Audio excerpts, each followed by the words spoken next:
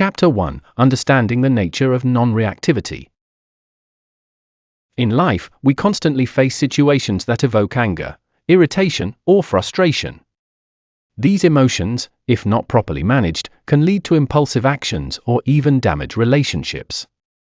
So, how can we deal with such emotions effectively? Buddha's teachings provide us with a powerful tool to address this: the strength of non-reactivity. Non-reactivity refers to the ability to remain calm and composed when faced with emotional stimuli, particularly anger. Rather than responding impulsively, this practice allows us to take a step back, observe our emotions, and choose a more thoughtful response. By mastering this skill, we can free ourselves from being controlled by external circumstances and instead navigate life with inner peace. Chapter 2: The Roots of Anger. To develop the power of non-reaction, it's important to first understand the roots of anger. According to Buddha, anger arises when our desires or expectations are unmet. It stems from attachment to certain outcomes, behaviors, or situations. When things don't go the way we expect, frustration builds, leading to anger. This insight allows us to realize that anger is not inherently caused by others or by external circumstances, but by our own attachments. Recognizing this internal source of anger is the first step towards dissolving it. Chapter 3: Buddha's teachings on non-reaction. Buddha's teachings emphasize mindfulness as a key practice in developing non-reactivity. Through mindfulness, we become aware of our thoughts and emotions in the present moment without judgment. This awareness allows us to observe anger as it arises, without becoming entangled in it. Buddha often used the analogy of a fire. Just as a fire needs fuel to keep burning, anger requires attachment and reaction to sustain itself.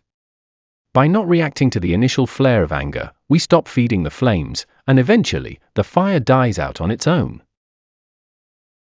In this sense, the true practice of non-reactivity involves becoming like a calm, unshakable rock amid the storms of life. By staying grounded in mindfulness, we can navigate emotional turbulence with clarity and grace.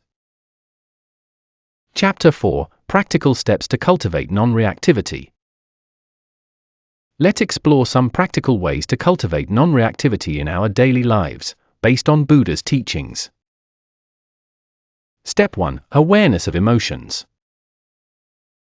The first step is to become aware of our emotions, especially anger, as soon as it arises. Often, anger overtakes us before we even realize it, leading to impulsive reactions. By consciously acknowledging the emotion in the moment, we can create a space between the emotion and our response. Step 2: Take a deep breath. Once we recognize anger, it's helpful to take a few deep breaths. This simple act helps calm the body and mind, and it gives us a moment to pause before reacting. Step 3: Observe the emotion without judgment. After calming down with deep breathing, we can step back and observe the emotion objectively. Why am I feeling this way? What expectation or attachment is fueling this anger? By looking at the situation from a detached perspective, we gain insight into the root cause of the emotion. Step 4: Choose a constructive response. Finally, instead of reacting impulsively, we can make a conscious choice on how to respond. This may involve addressing the situation calmly, walking away, or choosing to let go entirely. The key is to respond from a place of awareness, not from a place of reactivity. Chapter 5: Non-reactivity in daily life. The strength of non-reactivity is especially useful in various aspects of our daily lives. 1. Managing stress at work. In the workplace, we often face stress, misunderstandings, and interpersonal conflicts. By practicing non-reactivity, we can prevent these situations from escalating.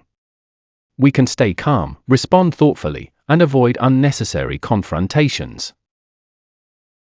2. Navigating family relationships. At home, emotional tensions can easily arise, especially in relationships with partners, children, or parents. By applying non-reactive strength, we can maintain harmony and avoid emotional outbursts. Practicing patience and understanding can transform the dynamics of family interactions. 3. Developing inner peace with oneself. Non-reactivity is not just about how we deal with others, but also how we treat ourselves. When faced with self-doubt or frustration, instead of criticizing ourselves, we can observe those feelings with compassion and let them go. This practice fosters inner peace and self-acceptance. Chapter 6: The Growth of the Heart Through Non-Reactivity. By cultivating non-reactivity, our hearts become more resilient and peaceful. Rather than being constantly swayed by emotional ups and downs, we can maintain an inner stability. This is the path of personal growth that Buddha's teachings guide us towards. When we are no longer enslaved by emotions like anger or frustration, we gain the freedom to live our lives more fully. By responding mindfully to challenges, we open up new possibilities for happiness and fulfillment. Conclusion: cultivating non-reactive strength for inner peace.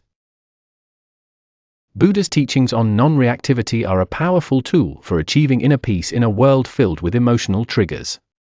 By practicing awareness, mindfulness, and patience, we can learn to navigate life's difficulties with calmness and clarity.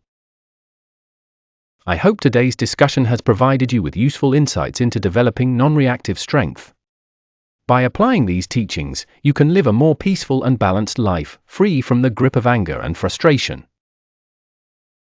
Thank you for watching, and I look forward to sharing more wisdom with you in the future.